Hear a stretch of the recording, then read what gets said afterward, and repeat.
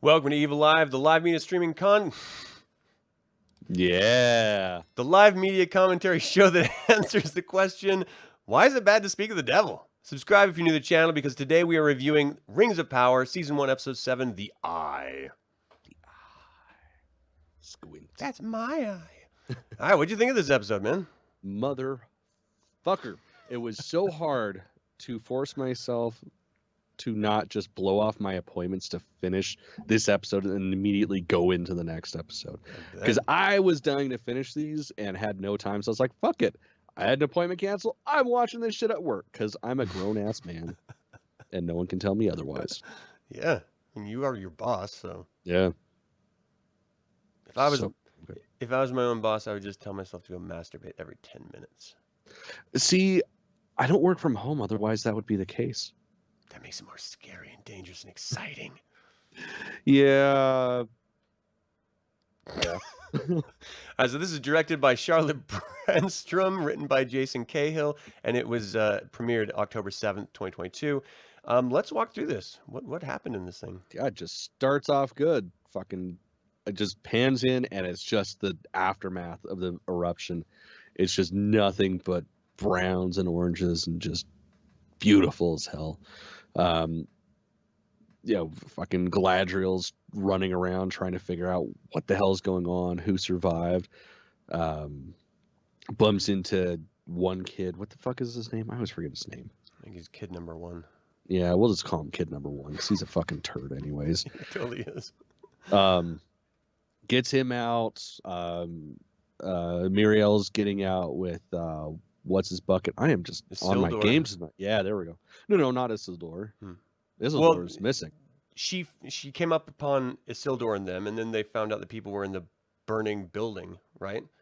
And they went to let people out of the building. Oh yeah. Shit, I'm missing a part. Yeah. And I'm just going off memory here because I don't have it in my notes.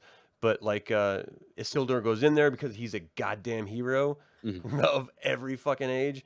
And lets everyone out, but then it collapses down on him, and his friends are just outside going, well, I guess he's dead then. Let's go home. Yep, pretty much. I just left him.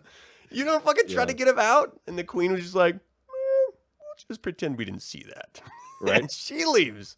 Yep, and joke's on her because that's the last thing she fucking sees. Yeah, which is weird. No one else suffered blindness, which is weird. I think she's faking it. Yeah, probably. That shit was that was pretty funny when they're riding out and she's like, how much further do you think until we're out of the smoke? Then everybody's just kind of like, shit, lady, that was like a fucking mile ago. Oh, well, I'm blind now. God damn it. On to the next thing. Yeah, I was devastated when they came up to her Isildur's father, and they're like, where's Isildur? And no one says shit. No, nothing. And he's just got to guess. He's like, he's at a candy store. No? Okay. He's doing hopscotch downtown. No? Okay. Double Dutch? No. Did he sleep in, that son of a bitch? Yeah. What? Tell the man his son is dead. You watched him die. Right? Fucking say something to the man. He deserves it. And instead, they're just like, yeah, twiddling their thumbs, staring at their feet. It's so fucking terrible. I don't know what happened, man. God damn. I guess maybe he's missing. No? Wait, did you see? Where is Isildur? I don't know. Where did he go? He was right here. Fuckers. Yeah, just give it to him straight. It makes it worse when he has to come to it on his own. That's just the pain. And he's like, but you didn't say anything. Why didn't you? Why didn't you tell me? That's what I would do. Yeah. I was devastated because now I'm like, wait a second. Isildur can't die because he has heirs that kill Saruman. So he has to be alive. Yeah. And it's Sauron, by the way. Damn it. Every time. I mean, you know what? Maybe Tolkien! His heirs killed Saruman and we didn't realize it. Man, it could happen, I guess. I'll figure it out eventually, maybe. And then we cut over to the Harfoots. It's been a couple episodes since we've seen him, caught up to him. Yep, and absence definitely makes the heart grow fonder. Yeah. I wasn't excited to see him, but at the same time, I wasn't like, God damn it, why are they breaking up a good episode? Yeah. And this actually makes the Harfoots kind of cool. like shit got exciting with them. I liked that the repercussions of that volcano affect all the way, well, to wherever the Harfoots are right now. I have no idea on the map where they would be. But wherever they are, it's interesting seeing the sort of the global fallout because something that big does have an insane reach. Oh yeah. And I just like seeing the environmental damage and then seeing the Starman, well, I guess we'll call him until next episode. The Starman like goes and tries to heal the tree, which I also thought was really cool. And then the branch falls down and there's like people freaking out because, Nori was almost squished by a branch and then nothing happened. So they're all like, I don't like you now. You made a branch fall, fucker. Yeah. Yeah. What a fucking asshole, right? Oh, This guy that's essentially like a baby, just barely learning how to exist. And like, oh, you couldn't use magic to keep that branch from falling off? Well, fuck you. You got to leave camp. It's just so shitty. And so they send him off, but then we see those 3 creepy white fucking cracker witches. What do you call them? White creepy cracker witches. They have a name though, right? Do Probably. they have a name? I don't remember. I'm looking. I'm looking at my notes and I don't see anything about it. No. Damn it. All right, we're going to call them white creepy cracker bitches. Yeah. So I mean, that makes sense. I like how Nori's like, I'll go talk to them. I'll throw them off his trail. I mean, it kind of worked, I guess, somehow. I don't think so, Tim. I loved it because, that was, they kick him out and they're like, fuck that guy. And then they wake up the next day and like, oh, hey, unfuck that guy. We have the most plentiful bounty we've ever had in the history of ever. We should probably let that guy hang out with us some more for no other reason than we're not dicks. Yeah. And then, of course, the little kid's like, I'll go fucking get him since you guys are pussy assholes. And no, I'm going to go with you because now I'm an adult. Well, I guess I'll go with you because I'm the important guy. Like, it was kind of a dumb group to go. Well, even before that, like, those witches burned down the entire Hobbit village, or the Harfoot village. Because, was that before? Yeah, Nori was trying to get them to go a different direction, and they're like, you're a stupid little hobbit, or Harfoot. And then they burned down everything, and then they woke up the next day, and that's when they're like, oh, we better all go find the guy. She was her dad was gonna beat her with a stick that was on fire. That was fucking cool. Like, I want that power so bad. It's like, oh, hi, flaming stick. Ugh, thanks. Burn everything down. So that's funny.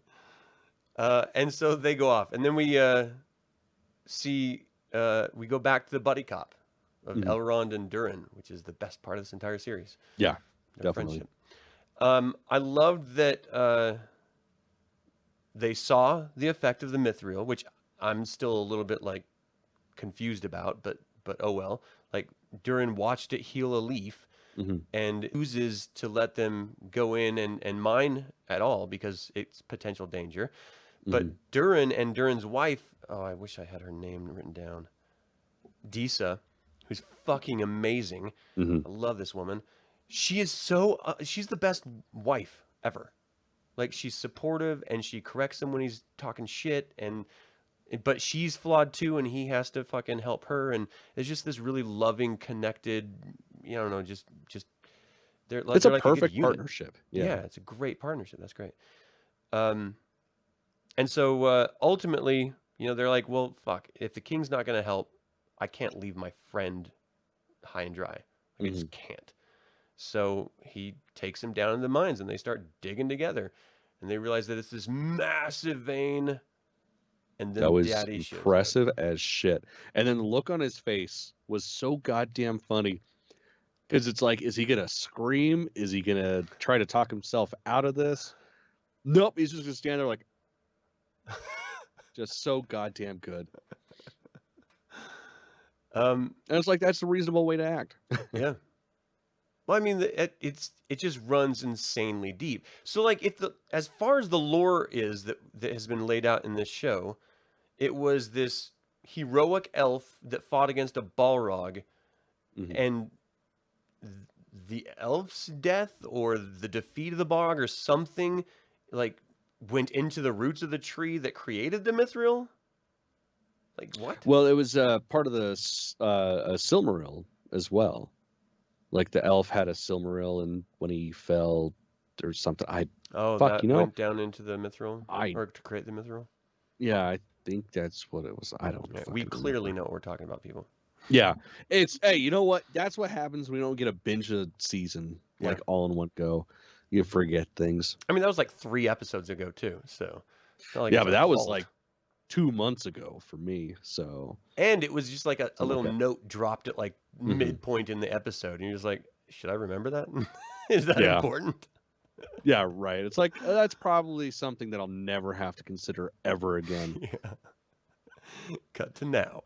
So I loved how Durin was willing to put his neck out for Elrond. I mean, that's what friends do. And then his dad was just fucking pissed. Yeah, so angry. He was a dick. He took his fucking necklace, his royal necklace. Yeah, he's like, oh, you're nothing now. You're not even a little fucking prince. So that straight up means that he's like disowned or something, or what do you think? I mean, I assume it's like any sort of title of royalty is gone. Whoa. Like that would be like ripping off his crown and throwing it. I don't know. Yeah. I mean, it was substantial enough to have emotional impact on Durin, understandably. And then he goes to pick it up. His dad's like, "Don't touch that bitch." Yeah. Leave it. It's not yours anymore. I'm gonna find someone else to give it to. Maybe your fucking wife, because she's awesome. You'd be like, okay, that works too. Either way, that's good. I love that because it just showed like, look, I'm king. You have to listen to me. You're my son. You're the prince. If you don't listen to me, how could I ever expect any of my subjects or any other common people to listen to me? Like we have rules here. You just broke them, dude. Yeah, pretty cool. Yeah, definitely. What happened next? I'm looking at my notes here. Well, that's pretty much the end of the episode. I mean, that's when you see Durin take the leaf. He's considering it, and it's like, well, fuck this. Throws it down the hole, and that's what wakes up the Balrog that they're going to inevitably run into. Yeah. Which that was just so fucking cool. Like, you knew it was going to happen because you see the pictures. You know, the comparison of the Balrog from the film versus the Balrog from here. So you know what's coming, but still, like that leaf falling all the way down, you get in the beautiful veins of the mithril, and then it just lands and starts to vaporize. It's like, oh god, I know what's coming. Yeah. And then it pops out, and it's like, yeah. And the thing is, like, everyone's freaking out that that is included because that's not supposed to happen until later, but it didn't happen. Like, it's just letting you know that it's down there, and it was now awoke once they discovered the mithril. Like that's it. Yeah. And that falls in line perfectly with the tale that we learned from Lord of the Rings, where they delved too deep, woke up the Balrog, he wreaked havoc. Yeah. Durin's Bane. Like, I don't get it. Why is people angry? People fucking unbunch your endies. Right. Got to pick the wedgie. That's the or and then accept it. One of the two. Yeah. And then they officially named the Southland Mordor, which we all knew was coming because so goddamn cool. I don't even care how like it was cheesy. But I was so goddamn excited. Mordor. Oh, I thought it was like great. Southlands, and then Mordor. It's like you just kind of want to hear Dio start singing in the back. So cool. It's a Mordor in the dark. Just like that. Or night. Is it Rainbow in the Dark? Yeah, Mordor in the Dark. I know what I'm talking about, people. Even if you don't. That was kind of it. So I'm stunned that the mithril exists, and Durin won't even allow the elves to dig for it. I mean, he's just like, look, nature decided, fuck them. Like, how can you be so callous? Pretty goddamn heavy, especially because there's not really like a real division between them. Like in The Lord of the Rings and The Hobbit, it makes sense why there's such a division between them because there were significant events that broke them apart. This, it's like they live over there, we live over here, so fuck, I guess. I mean, I guess I'm trying to contextualize the king's argument because if you think about the elves, they came over from eternal peace and love to land of men and death. Mm-hmm. They set up their own little, um, um, what is the British Empire name? Colonies. They set up colonies. They took over the local areas like the British Army did. Mm-hmm. So maybe I can understand why the elves, I'm sorry, why the humans and why the dwarves are a little bit pissy because these people just colonized them. Like, Yeah. this is our land. You have your own land that's eternal love and life and happiness and cheeseburgers. Like, fuck off with your cheeseburger. Why are you coming here? Like, I get that. So It's because of manifest destiny, Adam. That's true. It's a thing. It was Look it up. I mean, it's Jesus. So if Jesus tells you to do it, then you got to do it. I mean, that's why I fingered my rabbit. Yeah, I mean, it's in the Bible somewhere. I actually don't have a rabbit, so I couldn't have done that. No, it was his neighbors. Pete, but leave me alone. We don't talk about that. Pedo, leave me alone. So yeah, I mean that was really the episode. So we had the Númenorians pledging support to return and help out more. We have Isildur's father not wanting to do that, and he's still mourning his son pretty desperately. Why do you think Muriel agreed to come back? What's the investment that she has in this at this point? She just lost tons of people. I think that's it.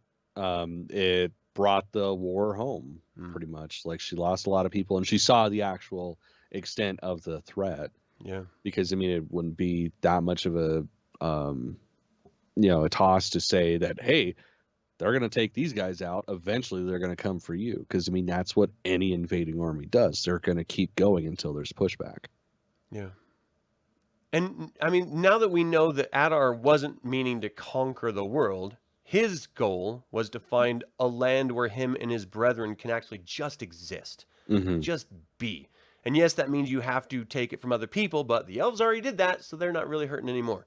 Yeah. Like it's not like they're doing something unheard of. This is what people do. So I don't know. Do you think if Sauron never came back into power and J.R.R. just remained the leader, then they would have just maintained their existence in Mordor? I don't know. That's a hard one because it's like, you want to believe him because I mean he's a villain, but he's also a true villain where he believes what he's saying.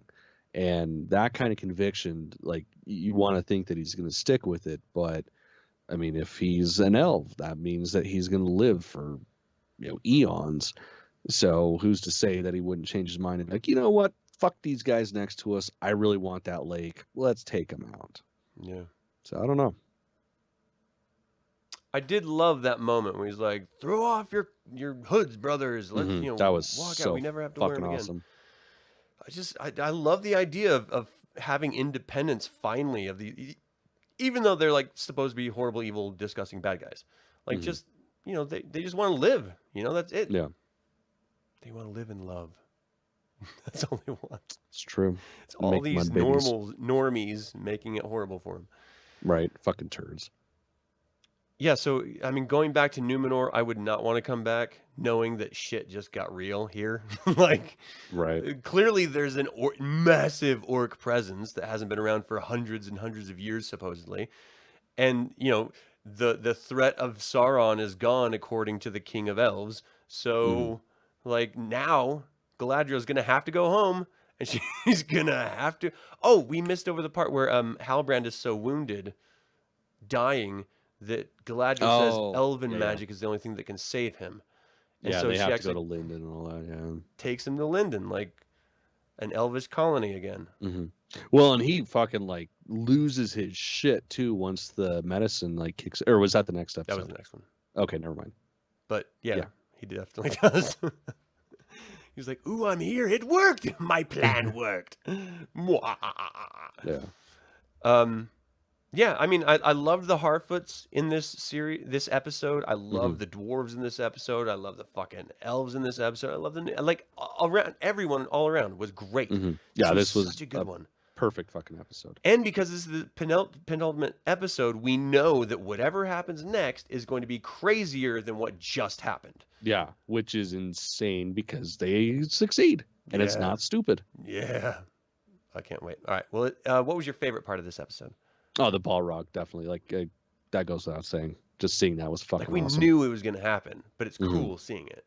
Yeah, definitely. Yeah, my favorite was the dynamic between the King Durin and his son Durin and Elrond. I just love that grouping of people. I actually saw people online saying how they hated Elrond and Durin together, which blows my mind. I can't imagine. That has been like the driving force of this series. Yeah. Because if we just had the Harfoots or Galadriel being fucking crazy, it wouldn't be that exciting. It'd be horrible. It'd be painful. Like I probably would have already checked out by now. Yeah. Oh, definitely.